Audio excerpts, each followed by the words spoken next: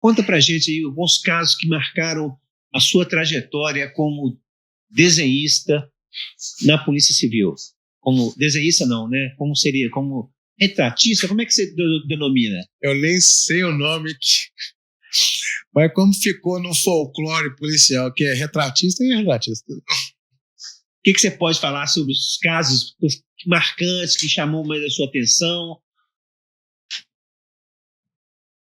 Bom, de início, eu praticamente observava os trabalhos que o Jorginho desenvolvia, né?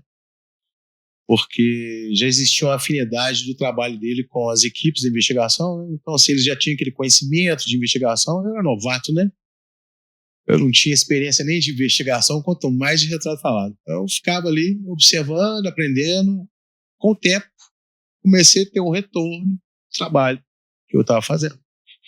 À medida que eu fazia o trabalho, continuava a comunicação com as equipes de investigação, então ia chegando os resultados dos trabalhos. Identificou determinado crime, fulano aqui, tá, ó, parece com retrato falado. Não parece com retrato falado. Parece mais ou menos com retrato falado.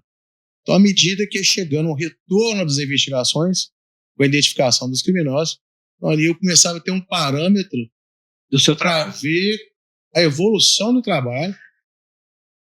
Aí eu lembrava daquela entrevista, dos erros que foram cometidos durante a entrevista, dos percalços da entrevista, porque muitas vezes a vítima estava muito estressada naquele momento, então o ideal seria que você ouvisse ela um pouco depois.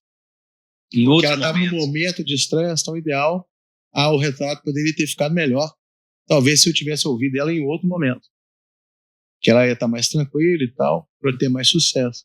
À medida que eu ia tendo esse retorno, a gente ia começando a fazer o filtro para saber como é que estava a evolução do trabalho. Porque, na verdade, quem me avaliava era eu mesmo, né? Eu que me avaliava. Então, à medida que os resultados iam chegando, eu ia vendo onde é que estava o acerto e onde é que estava o erro. E assim a gente ia progredindo. Então, tem assim, um caso interessante, assim, que o criminoso caiu no colo, né, da gente. Teve um latrocínio de um joalheiro, foi... A data foi 2000, alguma coisa. Então, um joalheiro, ele teve a sua residência roubada lá no bairro Belvedere. Esse cara, ele era até de origem, ele era estrangeiro, ele era norte-americano, a família vivia aqui no Brasil, e ele era joalheiro. Tipo, joias, comércio de pedras preciosas. Então ele teve a casa dele assaltada, eram 3 criminosos, e no decorrer do assalto ele foi baleado. Ele não morreu ali no momento, mas depois ele veio a falecer. Foi hospitalizado e depois veio a falecer. Então, ali tinha algumas testemunhas, começamos os trabalhos então, fizemos 2 ou 3 retratos falados. Eu acho que foi 2 retratos de um mesmo autor e o terceiro do outro autor. Parece que o terceiro autor estava do lado de fora da casa, não foi visualizado, uma coisa assim. Isso tem muito tempo também. Bom, enfim. E aí, a polícia se empenhou, começou a investigação, e fez de tudo, né? E naquele tempo você não tinha ali circuito de segurança na rua, você não tinha tanto acesso a imagens como a gente tem hoje, né? Então, o retrato falado era fundamental também por causa disso.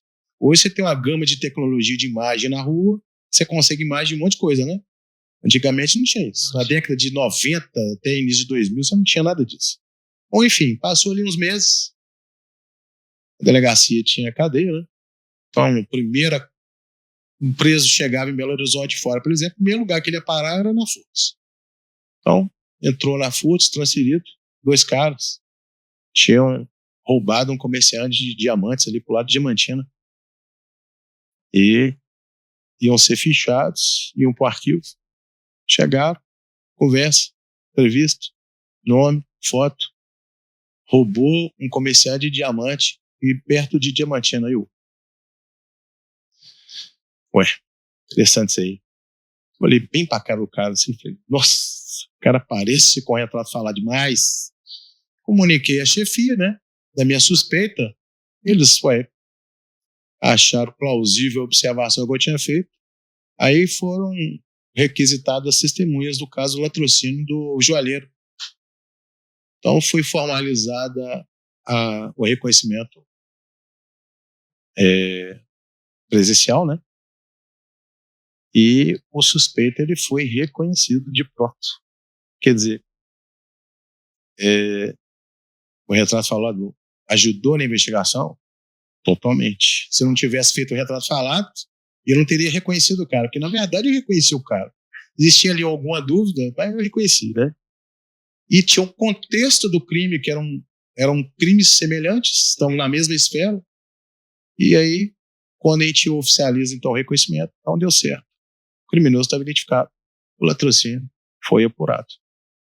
Isso aí foi um caso que eu não esqueço. Marcou bastante. Eu acho que eu lembro um pouquinho desse caso, mas é muito importante. Mais uma vez, se inscrevam em nossos canais, curtam, comentem e compartilhem. Muito importante a sua participação. Aí, você aí da Pepsi, patrocine o nosso canal. Nós estamos precisando de patrocinadores, não só a Pepsi, mas se você quiser patrocinar o nosso canal, estamos aqui dispostos a te ouvir. Estamos aqui no Barreiro, na Avenida Olinto Meireles, 2380, Sala 07, aqui próximo ao Terneiro Carnes, do nosso amigo Rodrigo, nosso patrocinador aqui fiel. Um abraço a todos.